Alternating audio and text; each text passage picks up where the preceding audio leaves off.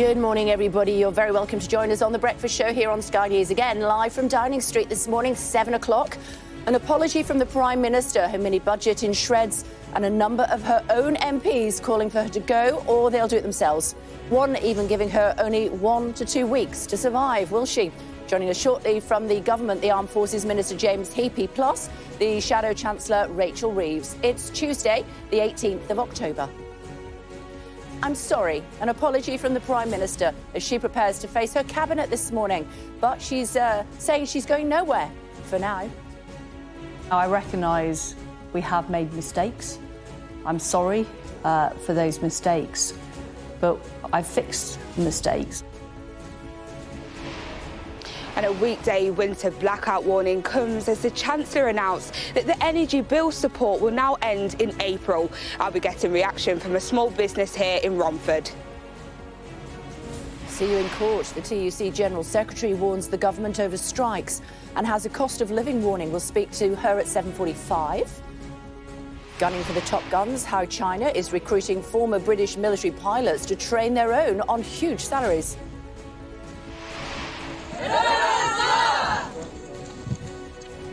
Prisoners swap. A deal between Ukraine and Russia follows yesterday's drone attacks on Kiev. Frightened and confused, a tearful Kevin Spacey tells a court he was shocked by accusations he made an unwanted sexual advance on a teenager. And analyse this, what the PM and her Chancellor's body language might tell us about what they think about each other. We're joined by a body language expert just after 9.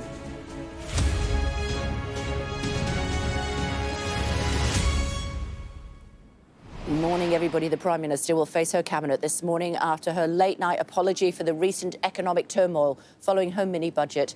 Liz Truss says she's sorry, but that she's not going anywhere for now, or of her own choosing at least. Her new Chancellor spent yesterday shredding the rest of her mini-budget as the PM spent the night trying to shore up support behind her. 5 Conservative MPs have now publicly called for the PM to consider her position. They are Crispin Blunt, Jamie Wallis and Andrew Bridgen, Angela Richardson and Charles Walker. Mr Walker told us if the PM doesn't resign, she'll be forced out in the next 1 to 2 weeks. Our political correspondent Liz Bates reports. Holed up in number 10 and holding on by a thread, the Prime Minister last night reached out to her cabinet, inviting them round for drinks, and then to the nation, asking for forgiveness. I recognise we have made mistakes. I'm sorry for those mistakes, but I've fixed the mistakes. I've appointed a new Chancellor. We have restored economic stability and fiscal discipline. And what I now want to do is go on and deliver for the public. The PM is detained on urgent business. But it will take more than white wine and warm words to erase the memory of another humiliating day, which began when she was a no-show in the House of Commons. Where is the Prime Minister? Ms Truss did finally emerge, but it was her new Chancellor that took charge. Mr Speaker, this government will take the difficult decision. Demolishing what was left of her doomed mini-budget.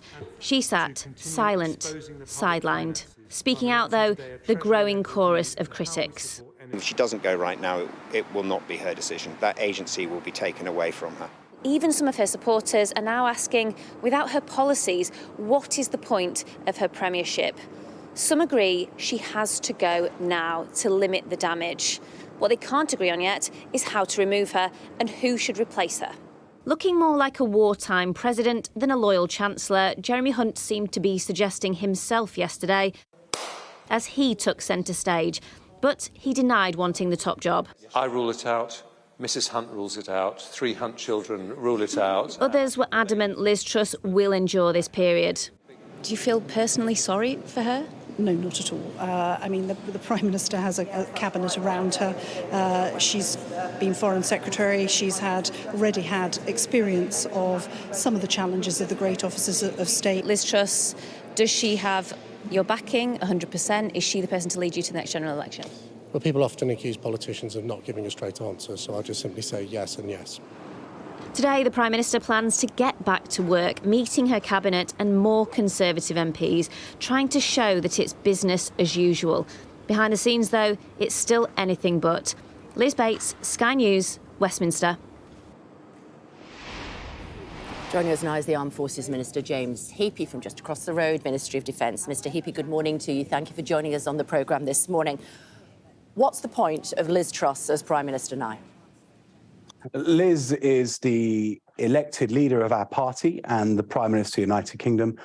She's hard at work in the building behind you, delivering for our nation. She's referred to, jokingly, by people, including George Osborne, as Pino, Prime Minister in name only. That's not a name that I recognise. Look, she's been very candid about the mistake that was made, and she's apologised for that. And I think that that counts for a lot. There's leadership in doing that. But I think people forget that there is more to being Prime Minister than what you see on camera. And right now we are in a world where some really big decisions have to be made. The global economy is moving in a direction where all major economies around the world are needing to react. And those are big decisions for the Prime Minister to take with her Chancellor. But so too are there real security concerns right now, which require some really big decisions with her fellow world leaders.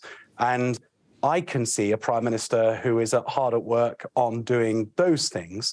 And I'm grateful that she was quick in making the change and, crucially, in apologising to the British people for the mistake that was made. But she is very much our Prime Minister, and for what it's worth, I think that she is doing a good job. She didn't choose this U-turn. It was forced upon her, wasn't it? Yeah, absolutely, Kate. And I don't think anybody disputes that. It was forced upon her for two reasons. Firstly, by her own admission, she and the previous Chancellor chose to go too far and too fast with a package of measures that would have potentially brought growth quicker to the UK economy, but were out of kilter with where the markets were at that moment.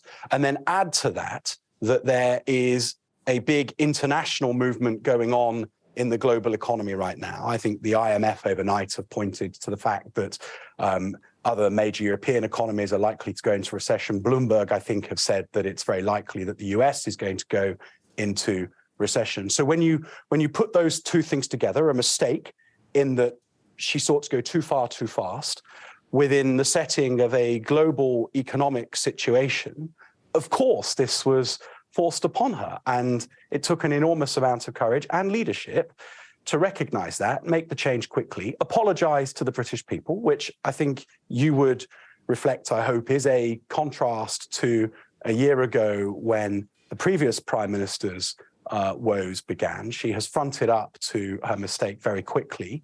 And there are people in the parliamentary party who don't want that to be an end of it. But I think for an awful lot of us, we recognise that this is a moment when the country needs its government to knuckle down and get back on with the day job.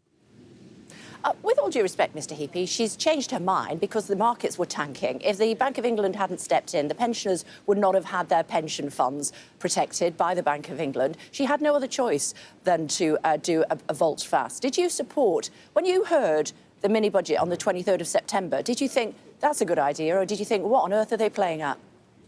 No, look, to be completely honest with you, Kay, when the mini-budget was presented to us in the Cabinet meeting immediately before the Chancellor's statement, each and every one of those measures was consistent with the approach to growth that the government was seeking. And we all in Cabinet accept collective responsibility for the fact that that mini-budget was given. And it is important for all of us to be very honest about that. It's not just the Prime Minister who made that mistake, although she has owned it and apologised for it. Are you sorry? Yes, 100%. I just, the reality is that scale of intervention based on borrowing at a moment when the gilts market was as vulnerable as it is because of these LDI mechanisms that have become so pervasive within pension funds is not sustainable. It was a mistake. And the intervention that was required from the Bank of England thereafter was very necessary. But so too has been the government's decision to row back on many of those measures, although it's important to note that the national insurance cut, the stamp duty cut, and crucially the intervention on energy bills still stands. But beyond that, the government has rowed back because it recognises that the markets are important. The rate at which the government borrows is absolutely essential to the stability of our economy and our spending plans going forward. And the Prime Minister has addressed that. OK, so the whole Cabinet all supported this mini-budget before it was put to the House of Commons. Is that what you just said? Yes. OK, so none of you knew what you were doing. So why on earth are you still running the country? Well, Kay, I'm not sure that I think that that is fair comment. I think that the budget was presented to Cabinet, and each and every one of the measures within it were in and of themselves coherent with a plan to drive growth. But if you're asking why I think I, as a defence minister, deserve to continue to sit around the Cabinet table, I would reflect that we here in the Ministry of Defence are doing a good job of keeping our nation safe at a time of incredible global insecurity. My boss, Ben Wallace, is in Washington this morning having the sort of conversations that, beyond belief, really, the fact that we're at a time when these sort of conversations are necessary. I think that in this department, we've done a good job and we've got a good record on which to stand. And actually, I could say the same for every other colleague around government in their department too. To keep our country safe, we need to keep our economy safe. And we saw immediately that the markets thought you'd all lost your minds. Well, I think we're in violent agreement. I've been very honest with you throughout this interview, as the Prime Minister was in her interview last night, that the reaction of the markets caused a change in plan. That was a plan that was changed quickly and the Prime Minister's owned and apologised for. But the fact is that the markets have since been reassured. And that is also a good thing and a reflection of her leadership and the fact that she now has a Chancellor in number 11 in whom the city has confidence. And that is a good thing. How many more mistakes can she afford to make? Well, I suspect, given how skittish our politics are at the moment, not very many, but she wouldn't have wanted to have made the mistake that she's made. To her credit, she has owned it and apologised for it. But my experience of the Prime Minister when she was Foreign Secretary and Secretary of State for International Trade, and the international-facing departments work quite closely as we deliver our nation's foreign policy, is that the Prime Minister makes good decisions based on the evidence. She listens to her officials. And throughout her time as Secretary of State for International Trade and Foreign Secretary, I think her record shows that. There is no hiding from the fact that a mistake was made around the mini-budget, but it's one that she has owned and apologised for. And now, crucially, the country needs its government to get on with the task at hand because there is an awful lot in the in tray. How many more mistakes can she make for you? Well, I just too many.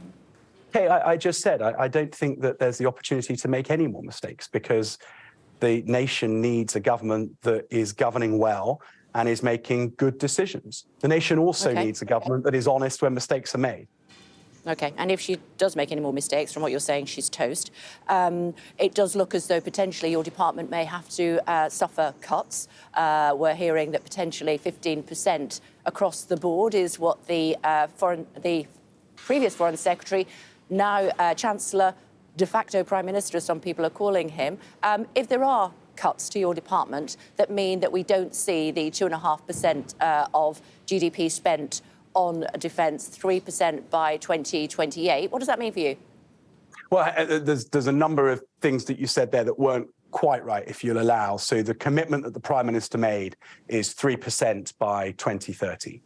And to be clear, like the Secretary of State, that is something that I believe must be delivered given the need to keep our nation safe in increasingly uncertain times. You cannot have prosperity at home or internationally without security. And that is a really good reason to be investing in defence. Now, if in the very immediate term, there is a requirement to look at what we can do to help the Treasury out, that's a discussion for the Chancellor to have with the Secretary of State.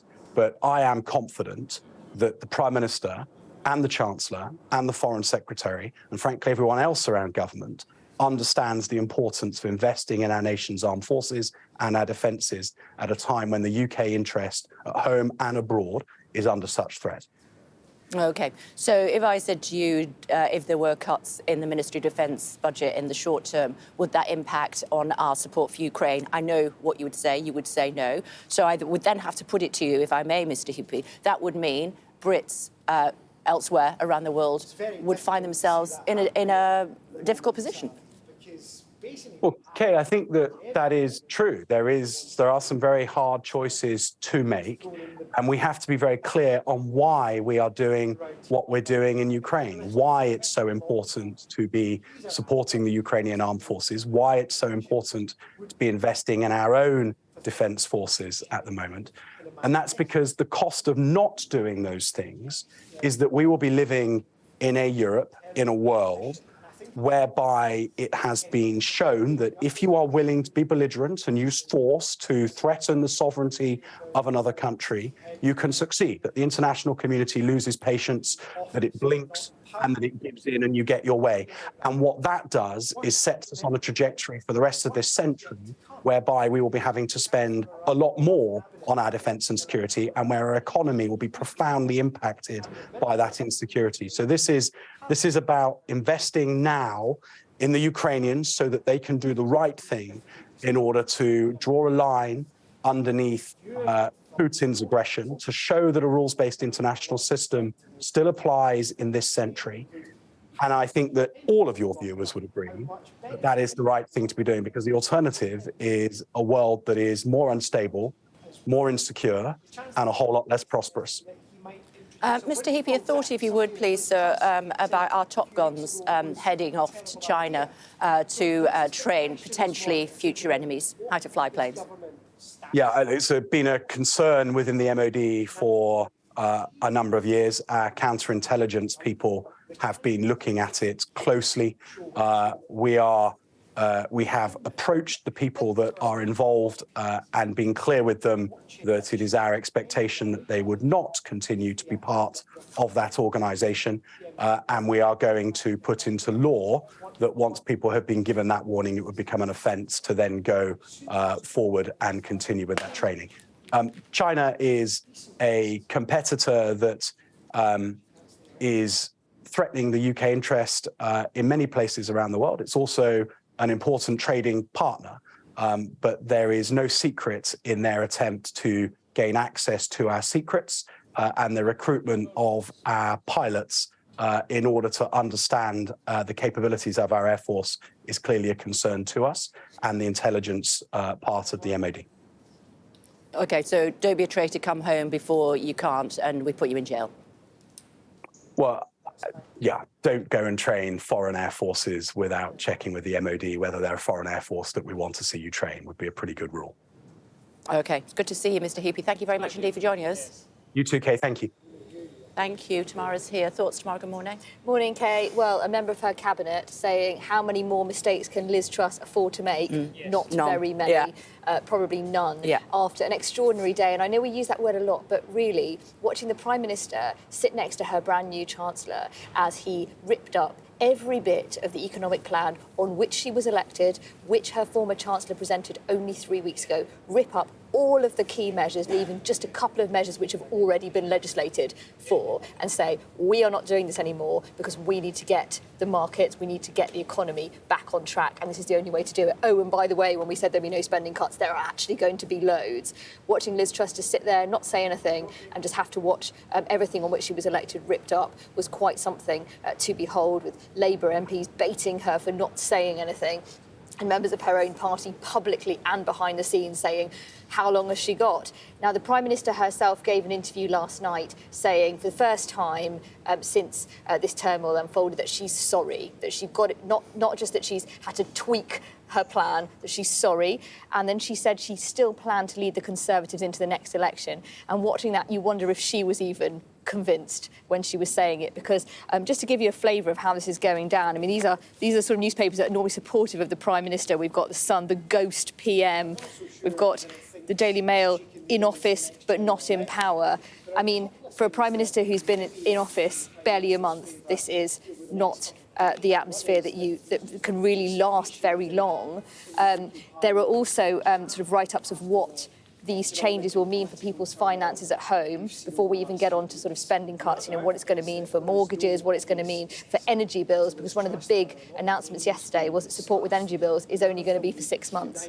So having come to power promising tax cuts, we're now looking at potentially tax rises and a lot of painful spending cuts. And how long can that situation last is what Conservative MPs are asking themselves. Yeah, the other thing that struck me from Mr Heapy this morning, the Armed Forces Minister, about the Top Guns come home before you can't, but also collective responsibility. The Cabinet did know, he says, about the mini-budget before it was put to Parliament, and they all agreed on it.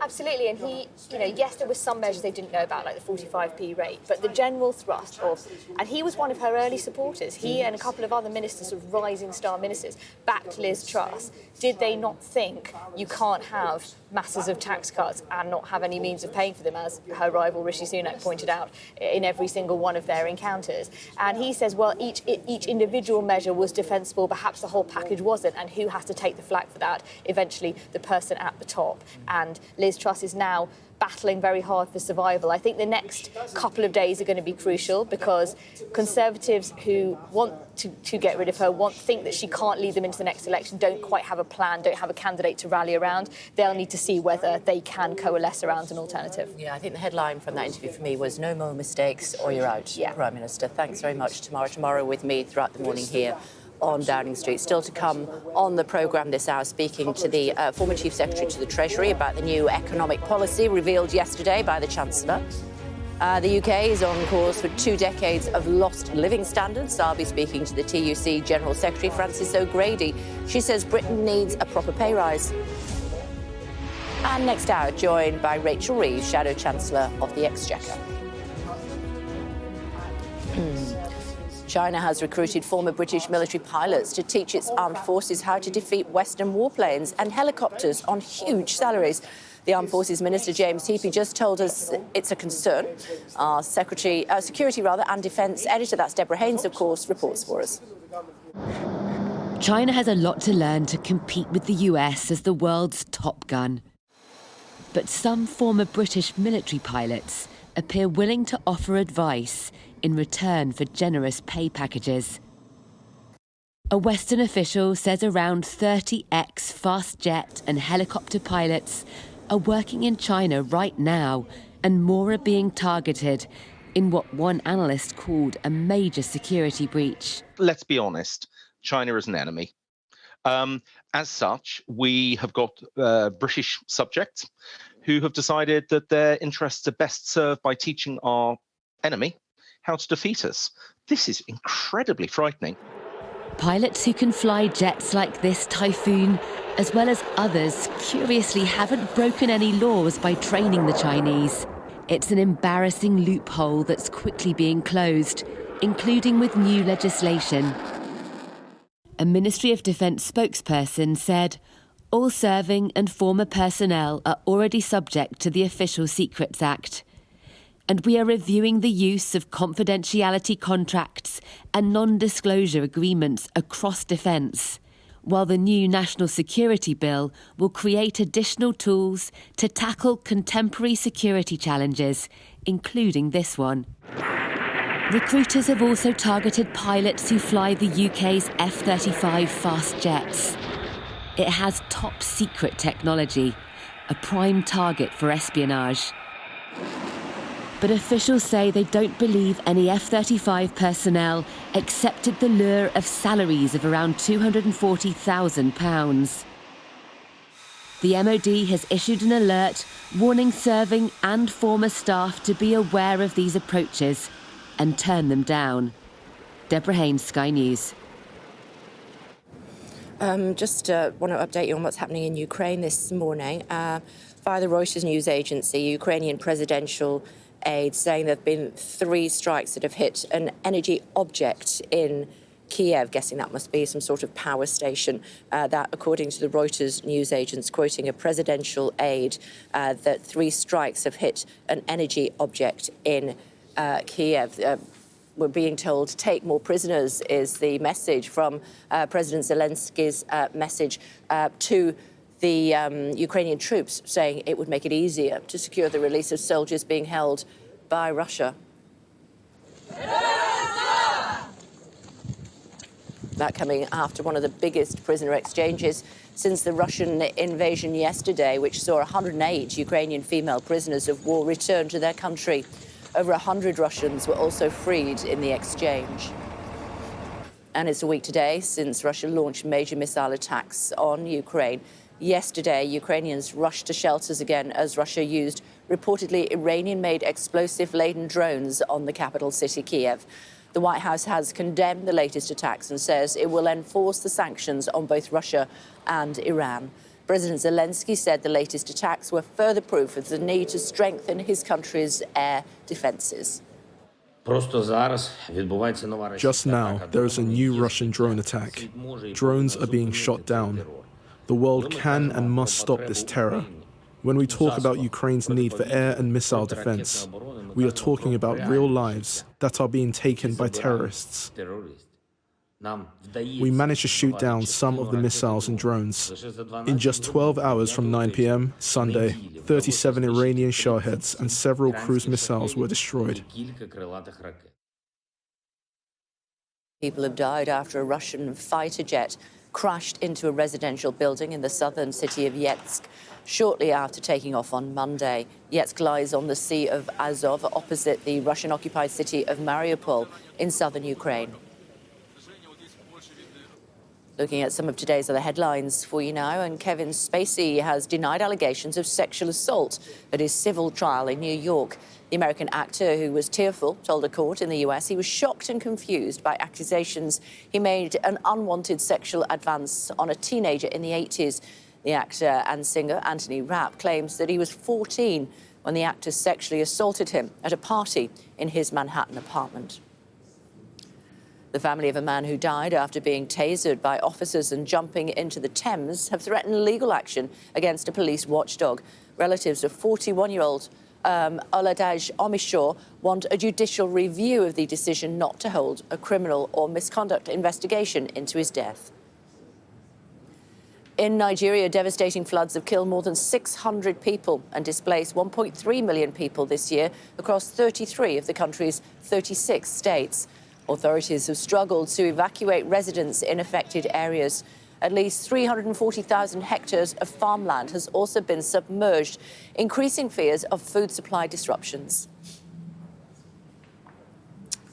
A Sri Lankan author has won the Booker Prize for his novel, The Seven Moons of Mali Almeida. He was presented the award by the Queen Consort. In his victory speech, he said he hopes that in years to come, Seven Moons will be in the fantasy section of the bookshop. Still to come on the programme, the Prime Minister has apologised for mistakes made during her first 5 weeks as leader. Speaking to the Conservative MP David Gauke amid growing calls for the PM to reconsider her position. That to come.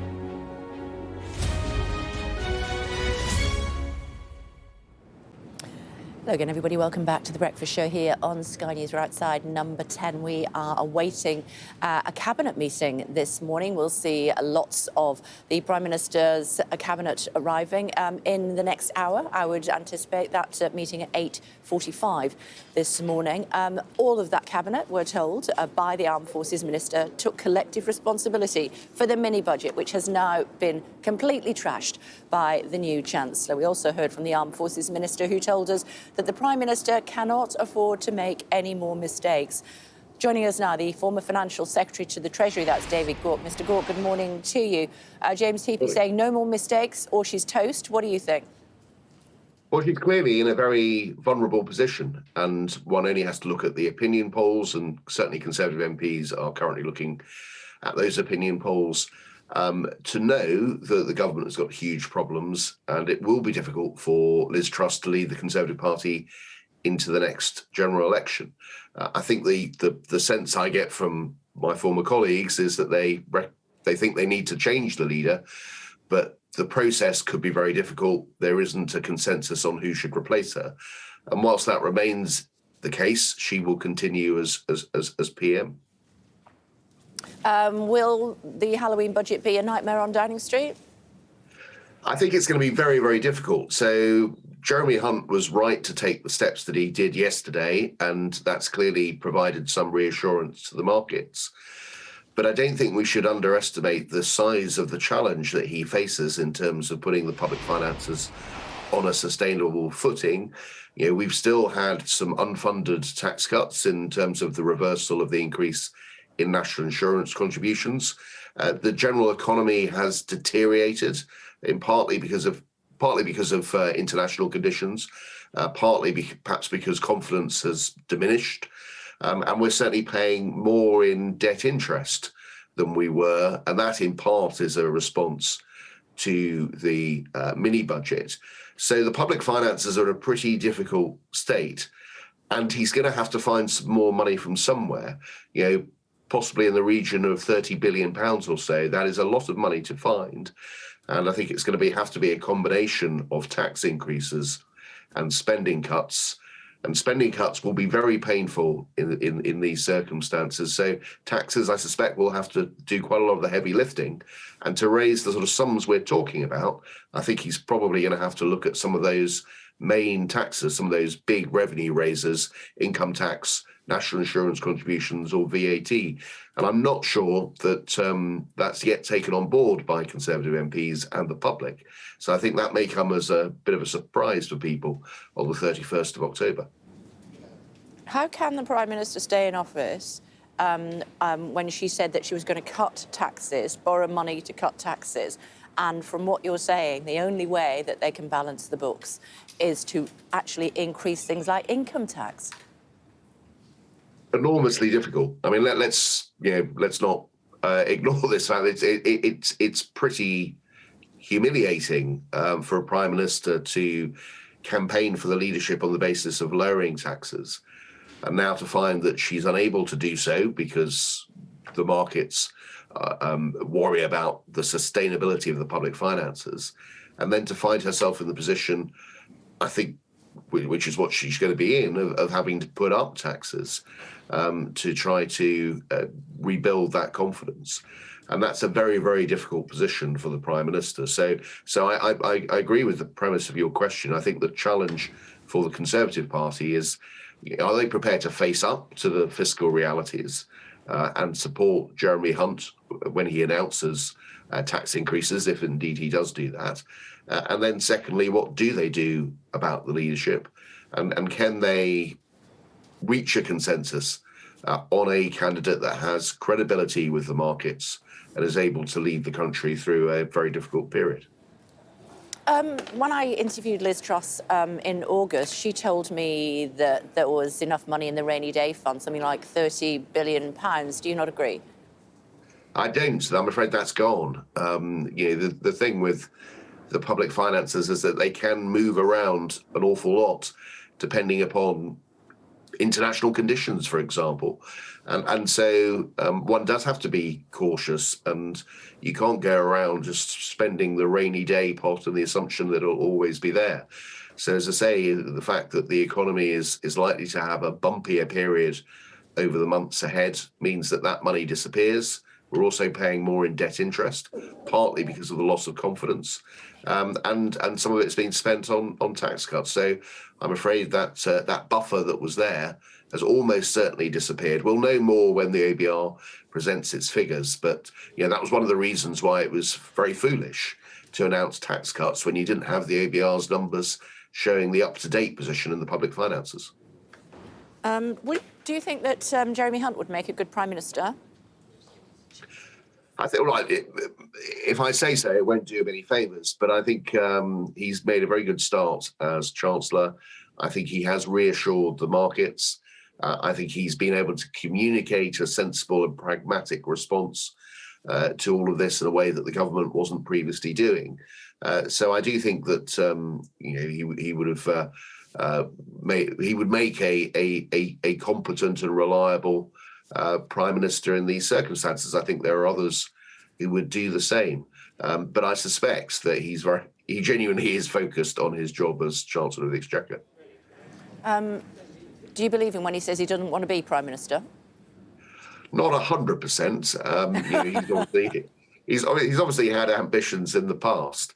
But the sense I get from him is that this is perhaps a surprise last big job in government, that he pretty well thought that his top flight ministerial career was over, and he recognises that he has come to office in enormously challenging circumstances, and that largely his political legacy will be measured on how he responds to those challenges.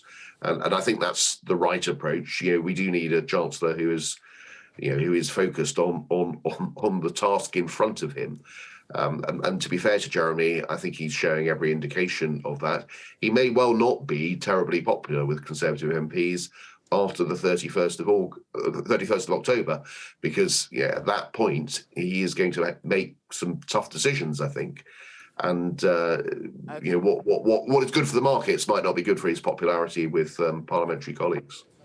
Never underestimate the quiet guy is what I've learned in my job. It's good to talk to you as always, Mr. Gawke. Thanks so much indeed. Thanks, Kate. Thought tomorrow that was Wendy Morton, the Chief Whip. She will be...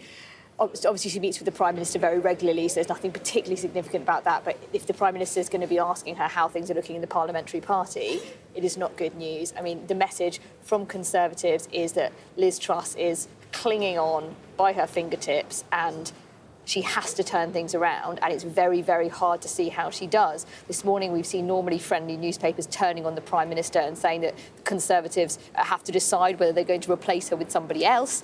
And she faces Keir Starmer at Prime Minister's questions tomorrow, and when he says to her, your whole strategy has been shredded, what's the point of you? I think many in the Conservative Party are not sure what she will say to that. They have some big decisions to make. OK, let's bring in, should we, the Cabinet Office former Chief Economist, Jonathan Portes. Hi, it's good to see you this morning. What did you make of Jeremy Hunt's statement yesterday, Mr. Portes? Well, as you've all been saying, obviously the Truss experiment in what I would describe as Reaganomics, large unfunded tax cuts in the hope of future growth, has been ditched, largely for a version of what I would call austerity Mark II.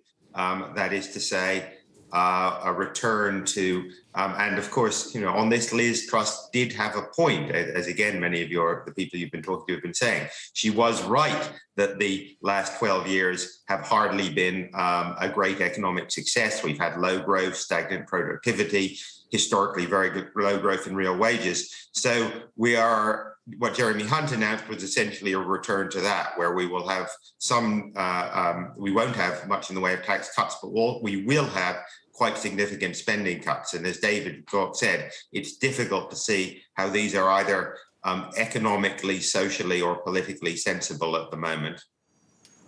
Interesting also, Mr. Gawke saying that he thought that it might have to see an income tax rise. Are you in that school of thought as well? I think that's, I would guess that's politically unlikely, but I'm not an expert on the politics. What I would say, though, I think David Gawke is right. Taxes do in general need to go up. If we want to finance decent quality public services, if we want to reverse the rise in poverty and destitution that we've seen over the last few years, we are going to need somewhat higher taxes, at least over the medium to long term. And given the nature of inequality and poverty in that country, that means people like me and you are going to have to pay more. I personally think that's the right thing to do. I don't, as it happens, think that just putting up income tax is necessarily the right way to do it. Our tax system is a mess.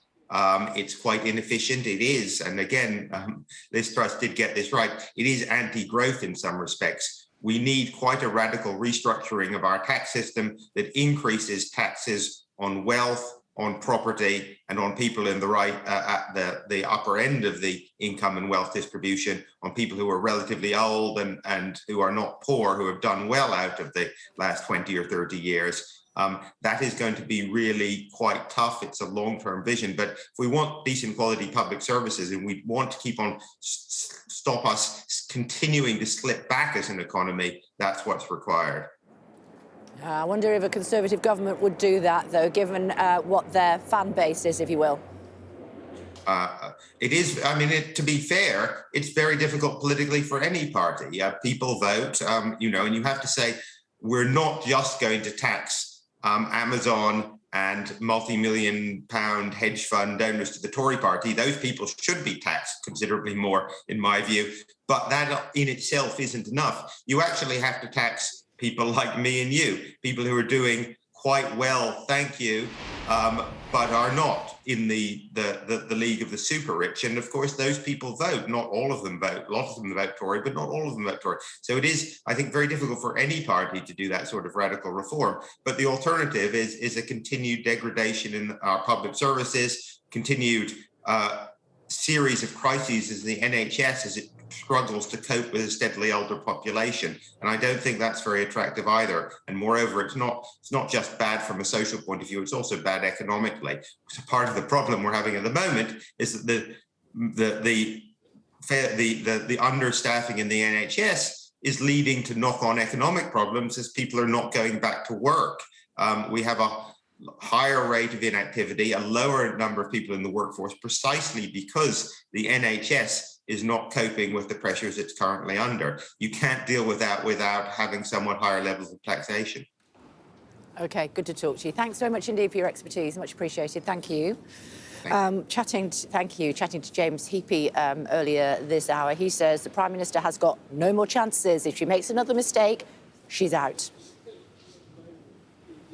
Well, I suspect, given how skittish our politics are at the moment, not very many, but she wouldn't have wanted to have made the mistake that she's made.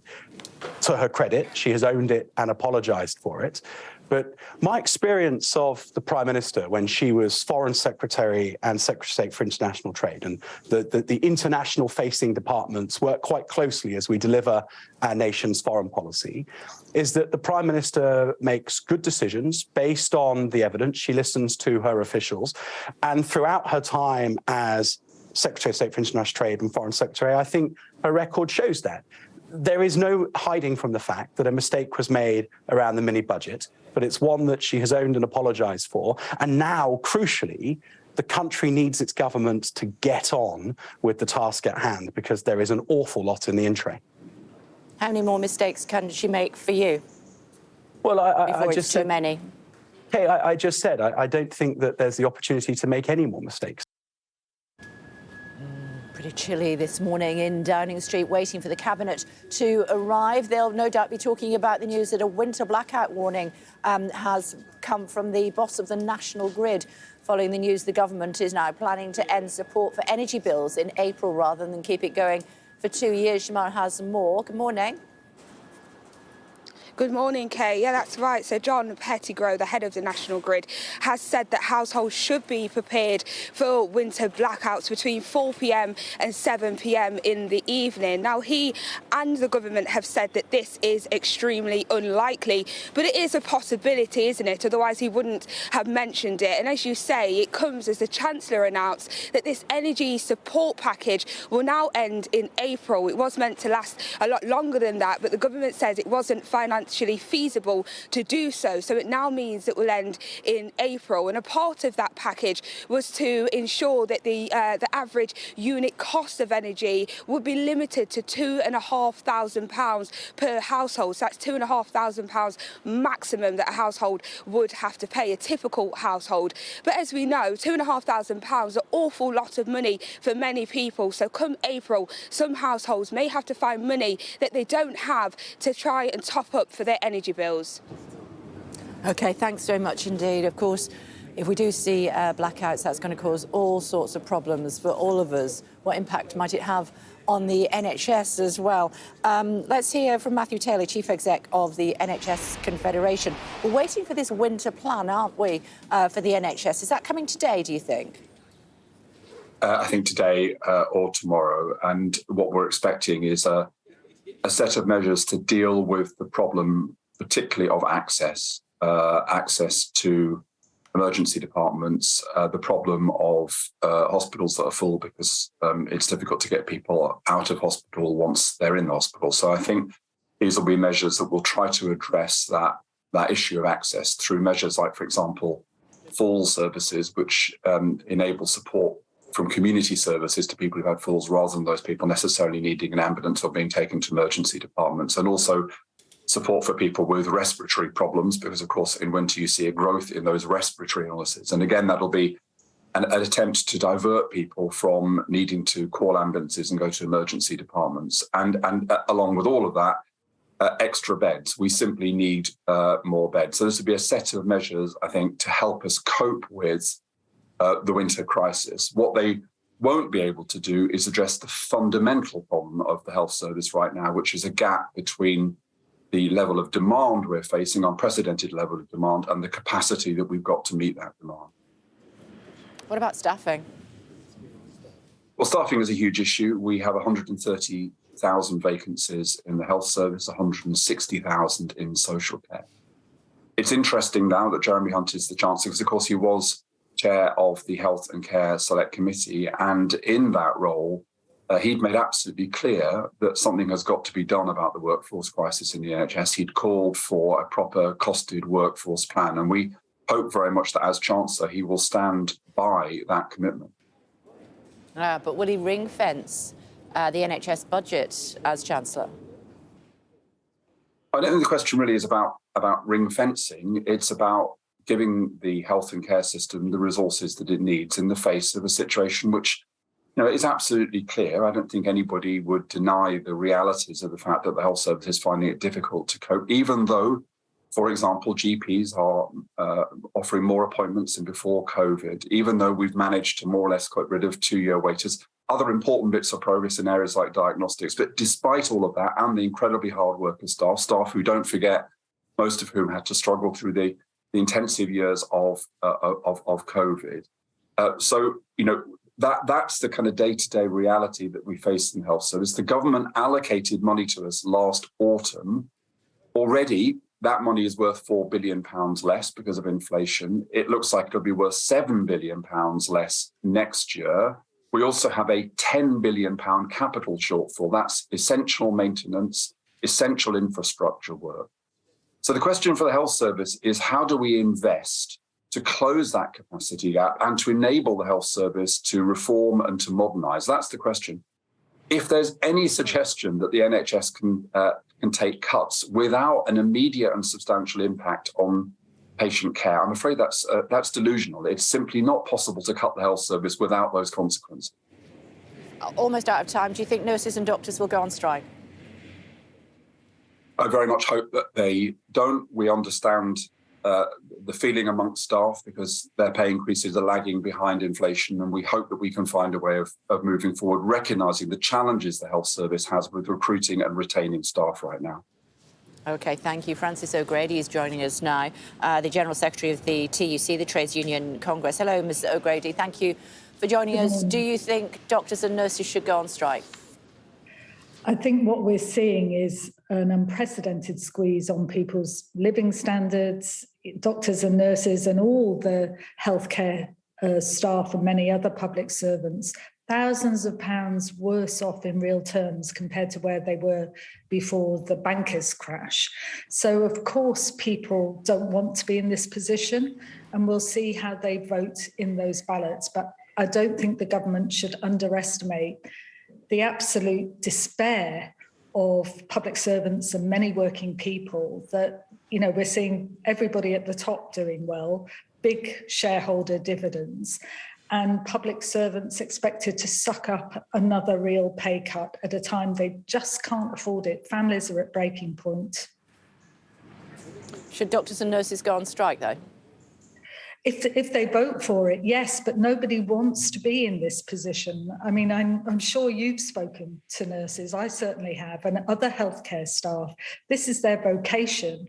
They certainly don't want to be in a position. They want to have a fair agreement and fair pay. But of course, if there's no other alternative, if people are pushed to the limit, and we're seeing food banks opening in hospitals, for goodness sake. If people are pushed to the limit, then of course they'll stand together and be very clear to the government that working people are just not prepared to pay the price for the mess that they have caused. And it is one almighty mess that they've caused from that budget. Even now they're rowing back, but the damage has been done. What do you make of the proposals from Liz Truss, the Prime Minister, for anti-strike laws that would protect places like hospitals and also keep the trains running?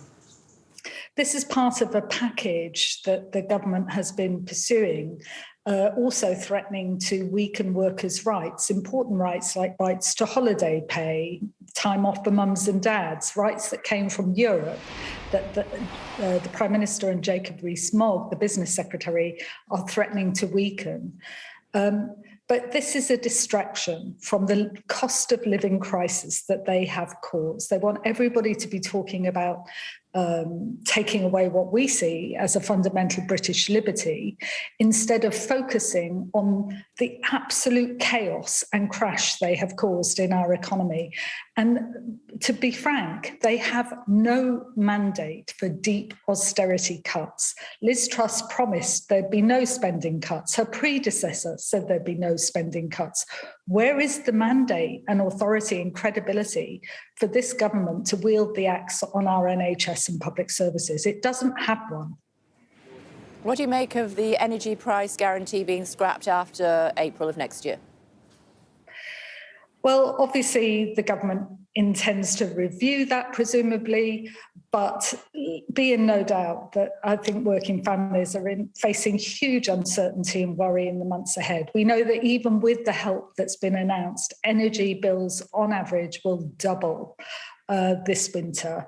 Other prices are going up, childcare, food.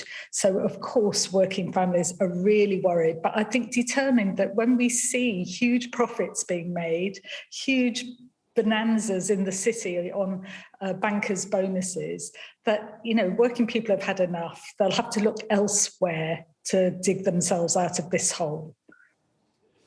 OK, it's good to talk to you. Thanks very much indeed for joining us on the programme this morning. Thank you. We are live in Downing Street again for you this morning. The reason we're here is because it is Cabinet today. So all of those people in Cabinet who took collective responsibility for that mini budget, which was absolutely trashed yesterday by the new Chancellor, will be sitting around the table talking about what the next moves are.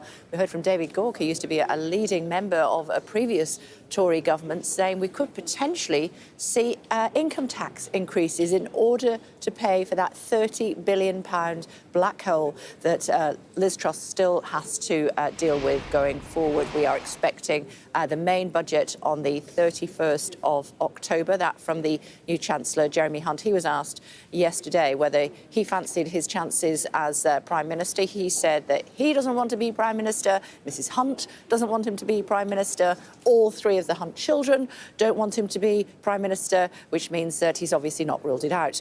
Well, I don't know. We'll have to put that to him. As far as Liz Truss is concerned, she made a late night interview available to us where she was saying that she had made mistakes and that she was sorry. We were speaking to the Armed Forces Minister this morning, James Heappey, and he was saying he acknowledges that she's made a mistake and that he accepts that, but she cannot make any more mistakes if she wants to remain in the office of number 10. She is behind that door this morning, not literally, I'm sure, but perhaps she is, waiting to greet her Cabinet. 8:45 is when we're expecting the Cabinet meeting or thereabouts. We'll bring you the very latest here on Sky News Breakfast Show. Do stay tuned.